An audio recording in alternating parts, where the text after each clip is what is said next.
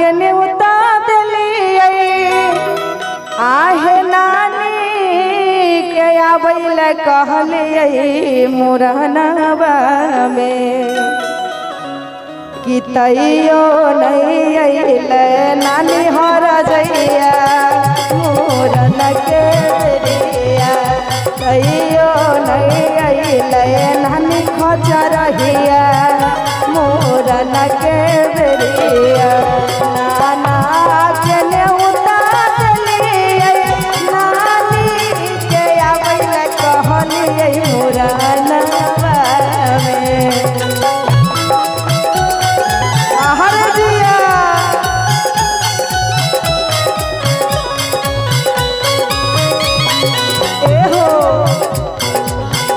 नाना के न्योता दिलिए नानी के आबैल कहलिए मुरनवा में तैयो नहीं अइले नानी हर जइया मुरन के बेरिया तैयो नहीं अइले नानी हर जइया मुरन के बेरिया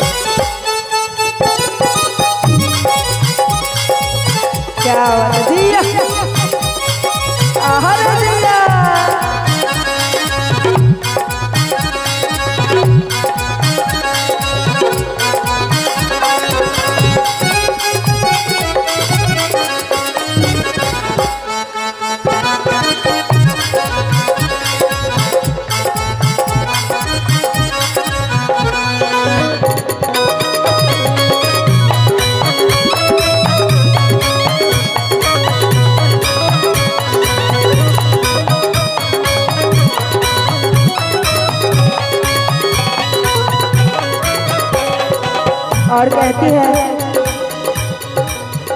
मौसा के फोन करलिए मौसी के आबैल कहलिए मुरहनवा में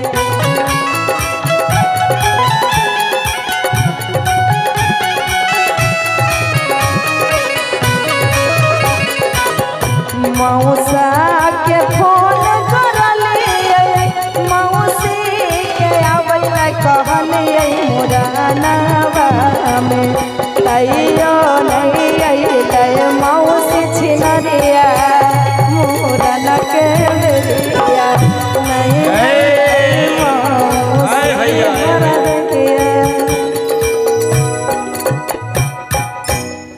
उषा जी मौसी जी का नाम लिए मौसी जी बउआ के आई है कि नहीं कि मन है बउआ के मौसी की मर छथि नहीं आई है लगता है बउआ के मौसी की आई है तो छुप छुप के बैठी हुई है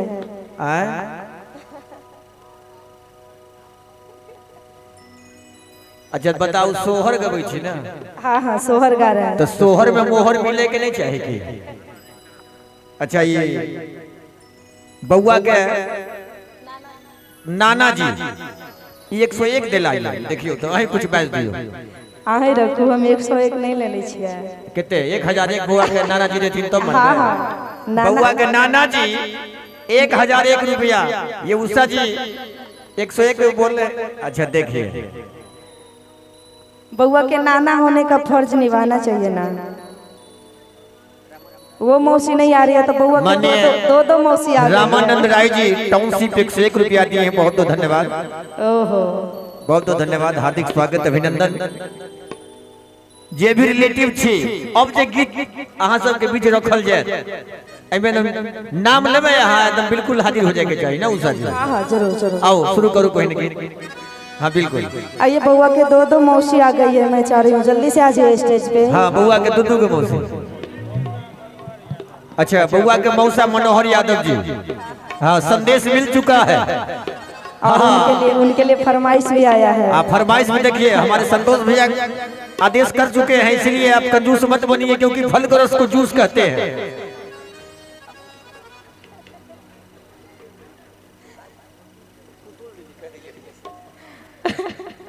फल के रस को जूस कहते हैं। बड़ा ही अच्छा नाम है। हाँ, जो ताली नहीं बजा तो इसे कंजूस कहते हैं, इसलिए कंजूस मत बनिए। हाँ, जोरदार ताली चाहूंगा। अब फुफ्फा बउआ के भोला बाबू। हाँ, बउआ के मौसी को नाम है पुतुल देवी। हाँ, पुतुल अंजलि नाम है। अच्छा अच्छा, अंजलि। हाँ हाँ, कि मनोहर के फोन कर ले यो मनोहर बाबू आहे अंजलि के आवेला कहले मुरनवा में। मनोहर बाबू आज ये सुहानी जी कल के वीडियो में देखिएगा, यूट्यूब पे चलाएगा। क्या बात है। अच्छा, पुतुल जी को आने के लिए कहिए। उषा जी और आंचल जी आप भी आ जाइए। पुतुल जी को बोले आने के बुलवा रहे हैं। हाँ हाँ, पुतुल जी आप भी आ जाइए। सब कल वीडियो रिकॉर्ड होगा, यूट्यूब पे देखिएगा मनोहर बाबू। अगर आना चाह रही है तब आ जाइए, नहीं तो अगर बउआ के दुद्दू को मौसी मंच पे आ गई है। और ये बउआ के मौसी है आंचल जी, और ये है सुहानी जी। इनका एक नाम और है सरस्वती जी। ये आप लोगों को आशीर्वाद भी दे सकती है अगर आप पाँव पकड़िएगा। जय हो जय हो जय हो। अरे ये कहेंगे बड़ा ही सुंदर सा भाव में कि मनोहर के फोन कर ले आहे पुतुल के आवेल कहले मुरनवा में, कि तैयो नहीं अइले मौसी छिनरिया मोरन के बेरिया, नहीं अइले मौसी छिनरिया मोरन के बेरिया। मौसा के फोन करले मौसी के आवेला कहले मुरनवा में।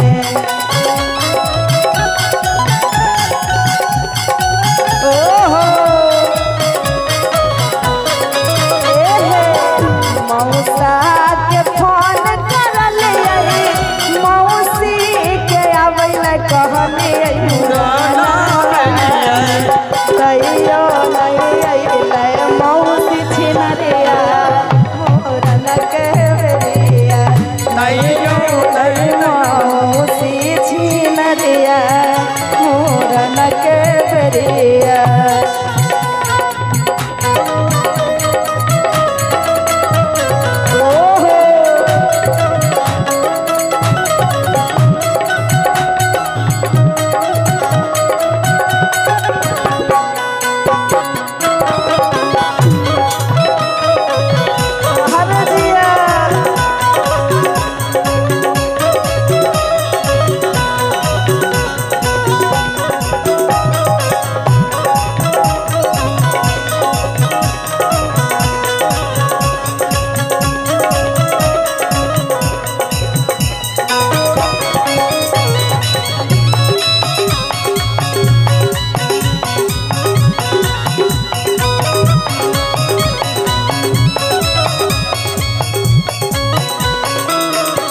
और बउआ के मामू जी आए होंगे, बउआ के मामू जी, उनके लिए कहना है बड़ा ही सुंदर स्वभाव में।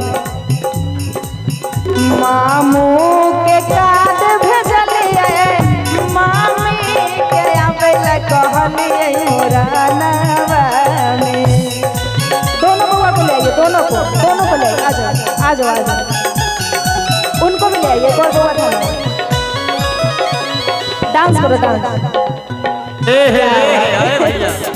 भैया 1 मिनट सुनिए, ये थोड़ा ज्यादा तेज लग रहा है। उषा जी इनसे ज्यादा ये तेज लग रहा है। हाँ हाँ, हम देते हैं पैसा आपको। हाँ हाँ, आप दोनों बुआ का नजर उतार दीजिए। हाँ हाँ जरूर, तब ना सभी लोग आएंगे। पहले कलाकार उतारेगा नजर, हम ही नजर हाँ उतार। लीजिए, आप नजर उतार दीजिए। भगवान इनको बहुत आगे ले जाए, बहुत अच्छा डीएम सीएम आप बन सब भी जाए। बारी बारी से आइए, बुआ का नजर उतार दीजिए। एकदम यहीं खड़े रहेंगे बुआ। बहुत आगे जाए बाबू आप। हाँ, आ पढ़ जाइए। लिख कर अपना मम्मी और पापा का नाम रोशन करो, खूब आगे जाओ, सबसे आगे। क्या मेरा आशीर्वाद है आपके ऊपर। अरे ये कहेंगे बउआ के मामू जी के लिए। मामू क्या क्या नाम है बेटा? मामू का नहीं बोलेगा, मामू के की नाम है? ये बोलेगा ये। मामा जी का नाम क्या है? मामा का ये तो मामी के नाम बता रहा है का? बताइए तो। मामू जी जानता है ना? मामू जी, मामू मामू बोला, मामू मामू। अरे यार मामा जी।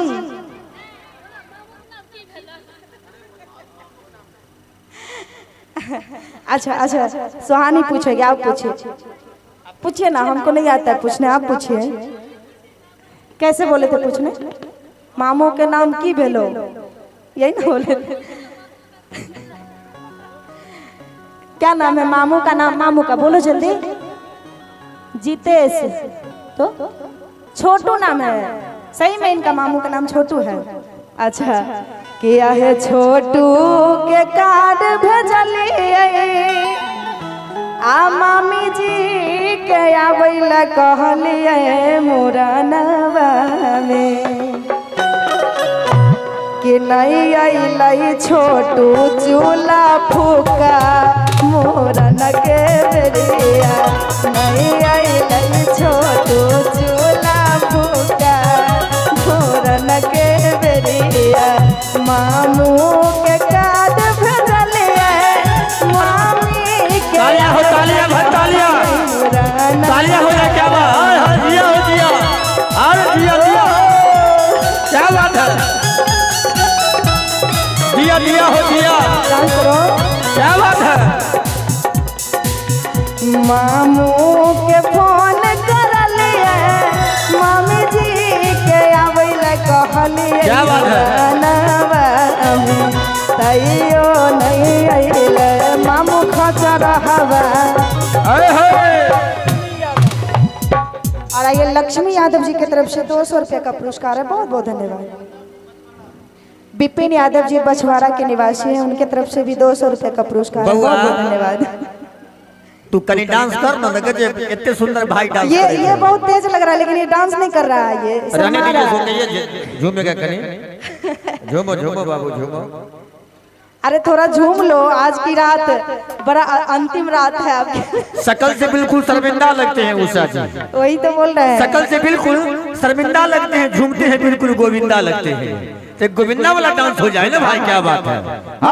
मौसी के साथ डांस करो, मौसी को पकड़ के। देखिए आप मौसी हैं, देखिए डांस नहीं कर रहा, कितना जुल्म बात है। ये मौसी है ना? हाँ हाँ हाँ मौसी है। बउआ ये मौसी है। कौन है ये? बोलो ना मौसी है। मौसी हो ना बुआ? क्या होगी? बोल रहा है मौसी है। मौसी है, देखिए जय हो जय हो। आपको क्या हो जा रहा है? छोटका चचा है। क्या बात है। बउआ के मौसी हैं दो दो, और कहेंगे मौसी और मौसा के लिए फिर से। अच्छा फुआ लगेगी, फुआ है ये, एगो फुआ है, एगो मौसी, दोनों का बराबर के बराबर। ना मामा जी दुखी होनी चाहिए, ना चाचा जी दुखी होनी चाहिए, दोनों के लिए होना चाहिए। क्या एक है ये फुआ है, आप मौसी है। आपका घर यही है तो आप फिर भी मौसी कैसे बनिएगा? ये आपका घर यही है। अच्छा आप मौसी है। अच्छा कोई बात नहीं, आइए कहेंगे कि चाचा के फोन करलिए चाची के आबैला कहलिए मुरनवा में।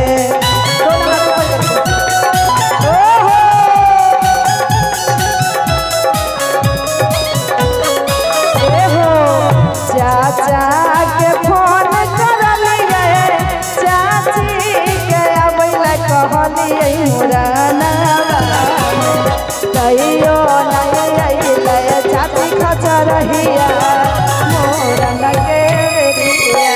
तैयो नहीं अइलै चाची हर जइया मुरन के बेरिया।